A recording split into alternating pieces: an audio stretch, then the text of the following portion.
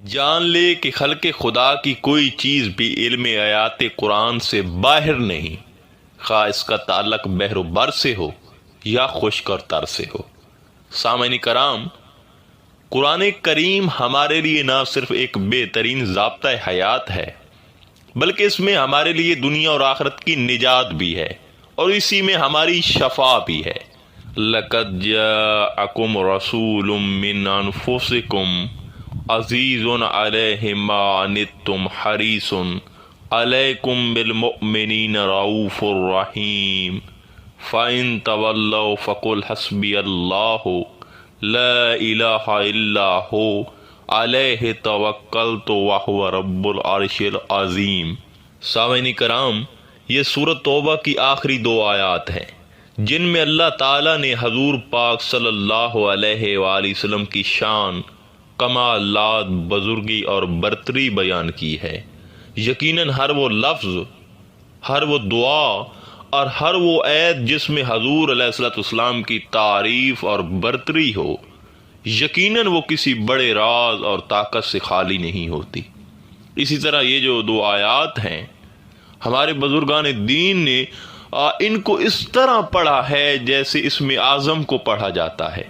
یقین جانے کہ ان 2 آیات میں وہ طاقت ہے کہ یہ عام سے انسان کو جو محرومیوں میں مبتلا ہو، یہ اسے قسمت کا غنی کر دیتی ہے، بلکہ جب کسی انسان کی زندگی میں یہ آیات آ جائیں تو پھر اس کے وجود سے پریشانیاں، مصیبتیں، رزق کی فکر اٹھ جاتی ہے۔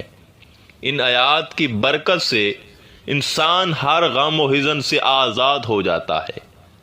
یہ آیات تمام وسوسوں، تمام حیرانیوں اور تمام بے چینیوں کی اکثیر دوا ہے۔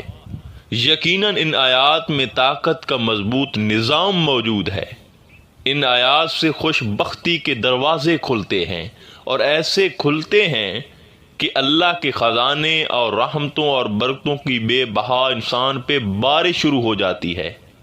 اللہ کریم اس انسان کو جہاں بھر میں عزیز فرما دیتا ہے، اور ان آیات کو صدق دل سے پڑھنے والا انسان جس چیز کو ہاتھ لگاتا ہے، اللہ کریم کے کرم سے اسے کامیابیاں ہی ملتی ہیں، کبھی وہ ناکام نہیں ہوتا، ہر قسم کے امتحان میں پاس ہوتا ہے۔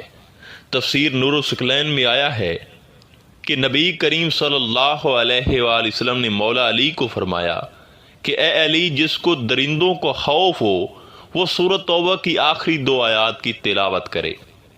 سامعین کرام، اگر کوئی ظالم درندہ صرف انسان کسی شخص پر ناحق ظلم کرتا ہے یا بلا وجہ اسے تنگ کرتا ہے اور وہ مسلسل ظلم سے باز نہیں آتا، تو یہ آیات مظلوم کی مدد کرنے کے لیے اکثیر ہیں۔ اس کو پڑھنے والا انشاءاللہ تعالی ہر درندے، چاہے وہ انسانوں میں سے ہو یا جانوروں میں سے ہو، اسے اللہ تعالی محفوظ فرمائیں گے۔ سامعین کرام، ان آیات سے نہ صرف دنیاوی زندگی خوبصورت ہوتی ہے بلکہ آخرت کی ابدی زندگی بھی بدل جاتی ہے۔